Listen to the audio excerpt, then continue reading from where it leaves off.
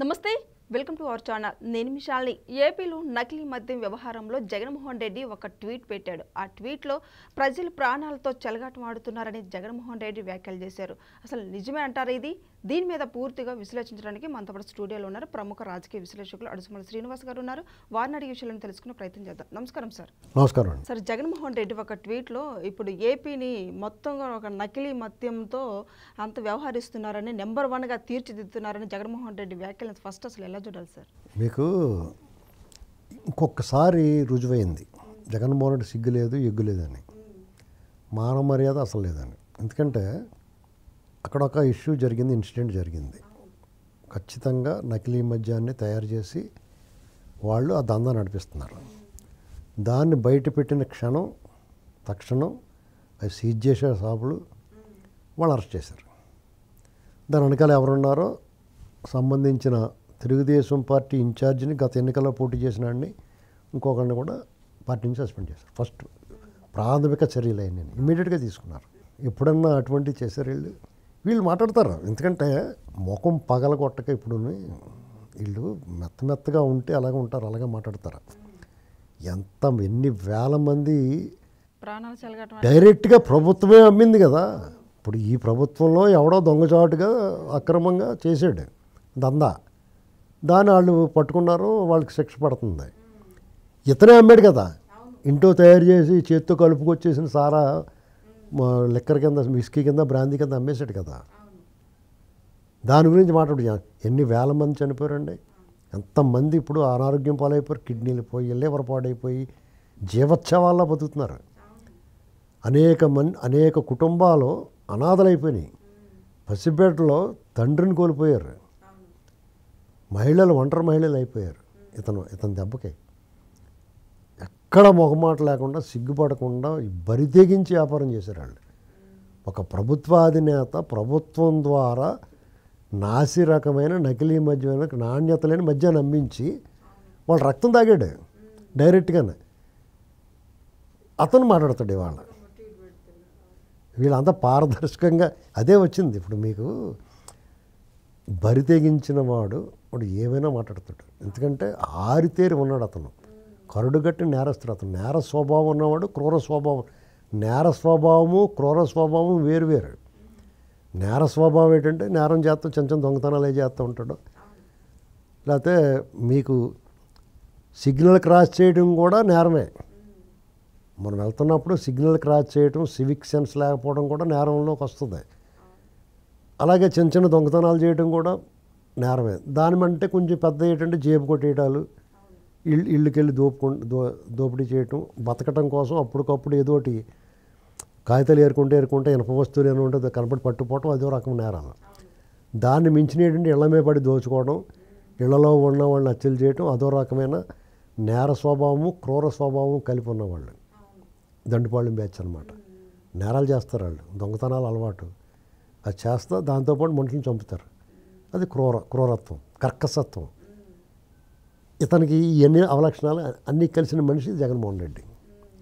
అతను ఒక రాజకీయ నాయకుడిగా, ఒక రాష్ట్రానికి ముఖ్యమంత్రిగా ఉండి అతను వెలగబెట్టిన ఆ వ్యవహారం అంతా మనం చూసాం. చాలా దారుణంగా ఒక మద్యంలో ఒకటే కాదండి, అతని తాలూకు స్కీములు అన్నిటిలోనూ ఇదే ఉంటుంది. అతను మూఢ సాబ్రాణి అంతా కూడా అతను ఏమనుకున్నాడంటే రాజ్యం వీరభోజ్యం మందే, మన వైభవం, మనం ఏం చెప్తే అది వినాలి. వాళ్ళకి ముష్టి పడుతున్నాం అనుకున్నాడు. అది ముష్టి కింద భావించాడు అతను. పథకాలు వాళ్ళ హక్కు, అది పేద ప్రజలకి సంక్షేమం అనేటువంటిది వాళ్ళ హక్కు. ప్రభుత్వం ఎవరైతే బలహీనులు ఉన్నారో, ఆర్థికంగా కానీ సామాజికంగా కానీ ఎవరైతే బలహీనులు ఉన్నారో వాళ్ళు చేయూతనివ్వాలి. చేయూతనిచ్చే మార్గం ఏంటంటే సంక్షేమ మార్గం. వాళ్ళు కొన్ని పథకాలు పెట్టి వాళ్ళకి ఆ రకమైన సహాయం అందించి వాళ్ళని కాపాడుకుంటూ వస్తూ ఉంటారు. ఇది వాళ్ళ హక్కుగా మనం భావించవచ్చు. ఇతను ఏం చేశాడంటే ఇతను బాబు సొమ్ము వాళ్ళకి ఇచ్చినట్టుగా వీళ్ళందరూ నాకు లాయల్టీగా ఉండాలి అన్నట్టుగా వ్యవహరించాడు. ఆ బటన్ నొక్కుడు కార్యక్రమం మినహా మొత్తం అంతా అరాచకం చేశాడు. మిగతా సమాజాన్ని అల్లకల్లోలం చేశాడు, వాళ్ళని కూడా అల్లకల్లోలం చేశాడు. ఇసుక పాలసీ ద్వారా కానీ, మద్యం పాలసీ ద్వారా కానీ వాళ్ళందరినీ సర్వనాశనం చేశాడు. ఉపాధి లేకుండా చేసాడు ఓ పక్క, రెండో పక్క వాళ్ళకి ఆరోగ్యాన్ని పాడు చేస్తాడు. వాళ్ళ దగ్గర అధిక మొత్తంలో డబ్బు లాగేస్తాడు. విషానికి అధిక మొత్తంలో డబ్బు లాగాడు అతను, విషం అమ్మాడు అతను. దాన్ని సరిచేయడానికి వీళ్ళు తలప్రాణం తోకొచ్చింది వీళ్ళకి. అసలు వీళ్ళు ఒక రకంగా చచ్చిపోతున్నారు వీళ్ళు. ఏంటండి పోనీ ఎక్కడైనా ఆపారు వీళ్ళు ఏమైనా పథకాలు కానీ డబ్బులు అందించడం కానీ. ఆటో వాళ్ళ విషయం చూడండి, ఆటో డ్రైవర్లకి జగన్మోహన్ రెడ్డి 10,000 ఇస్తే పేదల పెన్ను ఇది ఇతను అని చెప్పారు. వీళ్ళు 15,000 ఇస్తే ఇవాళ సాక్షిలో హెడ్లైన్ చూసారా, వాళ్ళందరికీ వంచన చేయడం, మోసం వెన్నుపోటు పొడిచాడు. అంటే 15,000 ఇస్తాం, అతను ఎంతమందికి ఇచ్చాడు? 2 లక్షల లోపల ఇచ్చాడు. వీళ్ళు 2,90,000 మంది పైన ఇచ్చారు. ఏంటండి అసలు మీకు అసలు ఏం మాట్లాడుతున్నారో కూడా వాళ్ళకి అర్థం ఉంటలా. ఈ రోజు కూడా సాక్షి మీడియాలో వేస్తున్నారు సార్. ఎప్పుడో మీకు జమానాలో జరిగింది మర్చిపోయి ఉంటారు. నిన్న కాక మొన్నే కదా, మొన్నటిదాకా అతనే ఉన్నాడు కదా. ఇది ఇలాగ ఉంటాయి వాళ్ళతోటి. ఇప్పుడు అన్నా క్యాంటీన్లు ఉన్నాయి, అన్నా క్యాంటీన్లు పెట్టినప్పుడు అది అవినీతి జరుగుతుందని చెప్పాడు బొత్స సత్యనారాయణ గారు, అంత పెద్ద మనిషి. అందులో అవినీతి ఏముంటుందండి? పెట్టిది 5 రూపాయలు పెట్టినప్పుడు అవినీతి ఏం చేస్తారు అందులోని? ఇప్పుడు రూపాయిది 100 రూపాయలు అమ్మేసుకుంటే దొబ్బేస్తున్నారు అనొచ్చు. కానీ అక్కడ సబ్సిడీ మీద 5 రూపాయలకి భోజనం పెడుతున్నప్పుడు ఆ 5 రూపాయల భోజనం వర్కౌట్ అవ్వదు కదా, ఎవడో ఒకళ్ళు దాన్ని సప్లై చేస్తారు. దానికి ఎంత అయిందో అంత ఒక రేటు మాట్లాడుకుని 5 రూపాయలు మిగతా డబ్బులు వాళ్ళకి ఇస్తారు. అందులో అవినీతి అంటారు. అందులో ఎక్కడ ఉంటుంది అవినీతి? ఎలా జరుగుద్ది? దాని ముడుపులు ఏముంటాయి ఎవరికన్నా? ఆ చేసేదే ఆ ఇచ్చివాడే లబోదేవి ఎడుతని చేస్తాడు రకంగా చెప్పాలంటే, గీసి బొటాబొటిని ఇస్తారు. ఆ చేస్తే అవినీతి అన్నారు. అది ఎత్తేసి అవినీతి, అందులో అంతకు తీసేమన్నారు. మరి చంద్రబాబు నాయుడు గారు 5 రూపాయలు భోజనం పెట్టినప్పుడు మరి దాని గురించి మంచి చేయడం మంచి చెప్పాలి కదా. ఇలా ఉంటాయి వాళ్ళతోటి. ఇవాళ మీకు ఊటలు ఎక్కండి, జగన్మోహన్ రెడ్డి ఆశల మేడలు ఉంటాయి, పేక మేడ లాంటి అతను కట్టుకున్న ఆశల ఒక మేడ కట్టుకున్నాడు, అది కుప్పకూలిపోతుంది. ఆశల సౌధం కుప్పకూలిపోతుంది. ఏంటి? చంద్రబాబు నాయుడు గారి సంక్షేమం. ఇప్పుడు అతను జగన్మోహన్ రెడ్డి నమ్మకం ఏంటంటే చంద్రబాబు నాయుడు గారు డెవలప్మెంట్ చేయగలుగుతాడు, పెట్టుబడులు తీసుకురాగలుగుతాడు, ఉపాధి కల్పించగలుగుతాడు, అమరావతి కట్టగలుగుతాడు, పోలవరం కట్టగలుగుతాడు, ఇవన్నీ చేయగలుగుతాడు. కానీ ఈ బటన్ నొక్కి డబ్బులు ఇవ్వలేడని అనుకున్నాడు అతను. జనాలు కూడా ఏంటి ఎన్ని చేసినా కానీ ఆ పథకాల డబ్బులు రాకపోతే సరిగ్గా చేయట్లేదు, జగన్ అన్ని తెచ్చిపోయి ఇతను ఇవ్వట్లేదు, ఇదే అంటారు. నీకు మొత్తం అంతా చేసినా ఈ దగ్గరికి వచ్చేటప్పటికి వాళ్ళు అడుగుతారు, అదే ప్రచారంలోకి వస్తుంది. దాని గురించే మాట్లాడతారు. అందుకని అతను స్టార్టింగ్ నుంచి కూడా సూపర్ 6 గురించి మాట్లాడాడు. ఇవాళ గొంతులో పచ్చి వెలక్కాయ పడింది అన్నీ ఇచ్చేస్తున్నారు కదా వాళ్ళు. ఇప్పుడు అతను అమ్మఒడు అనేవాడు, వీళ్ళు తల్లికి వందనం అతను ఒకరికి ఇచ్చేవాడు, వీళ్ళు ఇంట్లో ఎంతమంది అంటే అంతమంది ఇచ్చారు. రైతు భరోసా అనేది అన్నదాత సుఖీభవ, ఇలాగా ఆటో వాళ్ళు 10,000 ఇచ్చారు. అతను ఆటో డ్రైవర్లకి వీళ్ళు 15,000 ఇస్తున్నారు. అలా హ్యాపీగా ఉందండి బాబు, మంచి బలి టైం దసరాకి దీపావళికి మధ్యలో ఇచ్చారు, మంచి మిఠా కింద అందింది బాబు అనుకుంటున్నారు. ఏంటండి వాళ్ళకన్నా ఎక్కువ ఇచ్చాడు కదా, 90,000 మందికి ఎక్కువ ఇచ్చాడు. ఇది ఎలా ఉంటుందంటే ఏదోటి మాట్లాడాలి, ఒకటి దొరికింది కాబట్టి రాయేయాలి. మీకు పేరు నాని వచ్చి మీటింగ్ పెడతాడు, ఆటో డ్రైవర్లు అందరికీ సంతోషంగా చేస్తుంటే దాని మీద విమర్శ, వంచన చేసాడు, డ్రైవర్లకి ఎవరికి ఇచ్చాడండి? ఎవరో వాళ్ళకి ఇచ్చాడు కదా. మీకన్నా 90,000 మందికి ఎక్కువ ఇచ్చారు, మళ్ళీ సార్ ఇంకా పెరుగుతారేమో. ఏంటండి అది ఇక్కడ దానికి అంత ఉండదు, విమర్శకు తోవ ఉంటుంది, ఏదో లోపం ఉంటుంది డెఫినెట్గానే. వీళ్ళు ఎంత పారదర్శకంగా ఇచ్చారో తెలుసా మీకు? మామూలుగా జగన్ అయితే వాళ్ళ వాలంటీర్ల ద్వారా వాళ్ళ పార్టీ వాళ్ళు ఎవరో ఏరుకుని వాళ్ళ నాయకుల ద్వారా ఇప్పించేవాళ్ళు.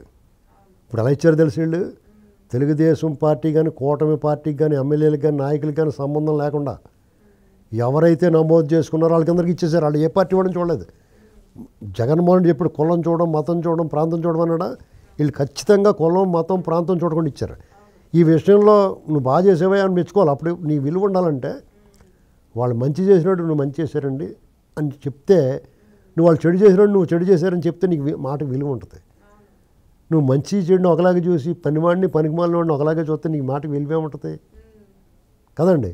ఇప్పుడు వీళ్ళు మేము కరెక్ట్గా ఆంధ్రాలో ఒక నియోజకవర్గంలో ఉన్నాం మేము. ఈ కార్యక్రమం జరుగుతున్నప్పుడు మొన్న 4వ తారీఖుని ఉన్నప్పుడు ఈ హడావుడి జరుగుతూ ఉంది. మా దారిపడి ఎక్కడికి వెళ్ళిన ఆటో ర్యాలీలు, ఎమ్మెల్యేలు అందరూ హడావుడిగా ఉన్నారు. ఆ కార్యక్రమం పెట్టారు.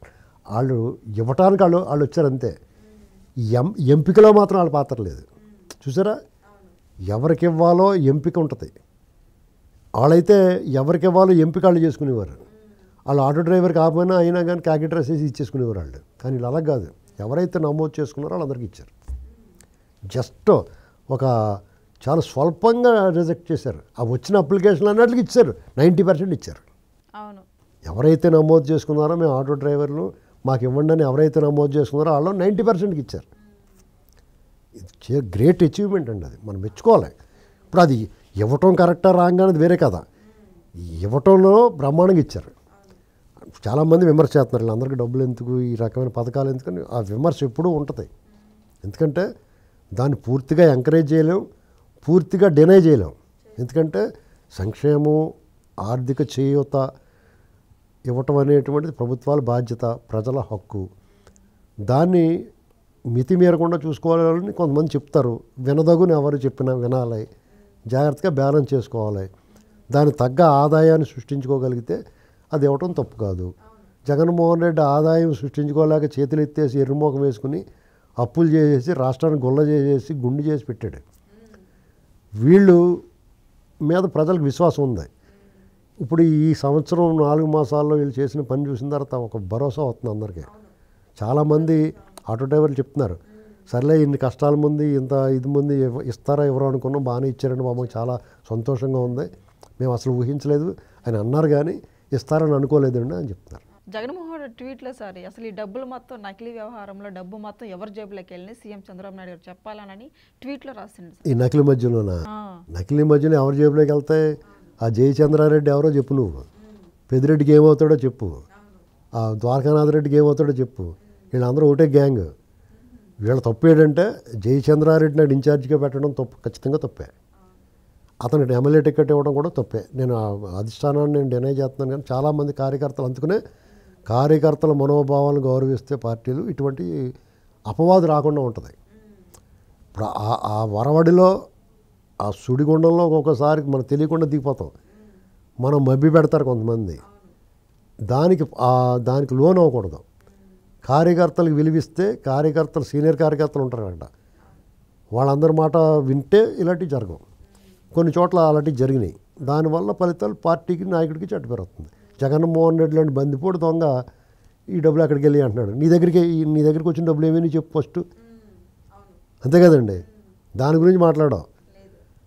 1000 కోట్లు 1,00,000 కోట్లు కదా అది, నువ్వు డైరెక్ట్గా అమ్మి దొప్పేసావు కదా. ఇది ఇంకా అక్రమద్యం ఎవడో దొంగతనంగా చేసుకున్నాడు, ఇది చాటుమాటిని, నువ్వు డైరెక్ట్ కదా. ఇది ఈ విషయంలో వాళ్ళు అలాగే మాట్లాడతారు.